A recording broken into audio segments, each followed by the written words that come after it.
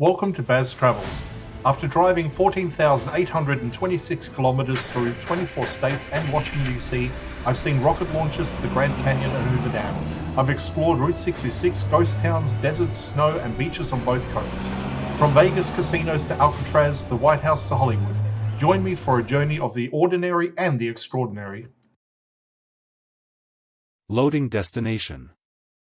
Simulation starting in 3, 2, 1.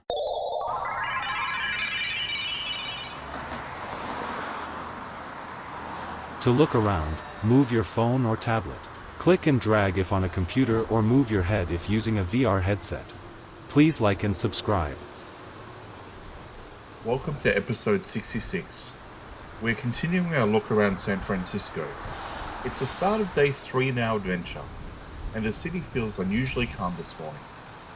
We begin outside the Comfort Inn by the bay, making our way north to the bus stop. It's early, and this is just a short window of time when San Francisco resets. Street cleaners finish their rounds, delivery vans appear, and the city quietly shifts from night to day. San Francisco is famous for its steep grades and compact layout, but something people often overlook is how the city's public transport is planned around those hills. The network's schedule, brake systems, and even battery-assist electric buses are all designed for the terrain. Many lines include slope control technology, letting vehicles hold steady on steep streets without rolling backwards. It's a small detail that shows just how tailored the city's infrastructure is to its geography.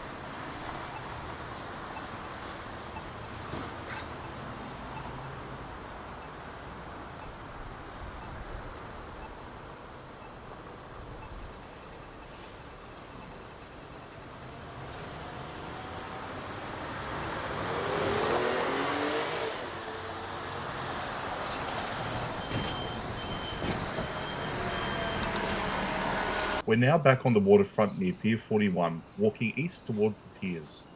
It's still too early for shops or tours, giving a rare look at the Embarcadero without crowds. This stretch of waterfront is part of what urban planners call the Blue-Green Corridor, a zone where the bay and public access meets environmental restoration. Beneath these piers are restored pilings designed to protect marine life, including herring that spawn here every winter. The Embarcadero seawall itself is over a century old, and the city is currently reinforcing it to withstand sea level rise and earthquakes. As we finish this walk near Pier 39, the calm is striking. Soon this same boardwalk will be packed with people, ferries, and street performers, but for now it's just the bay, the tide, and the faint hum of the city about to wake.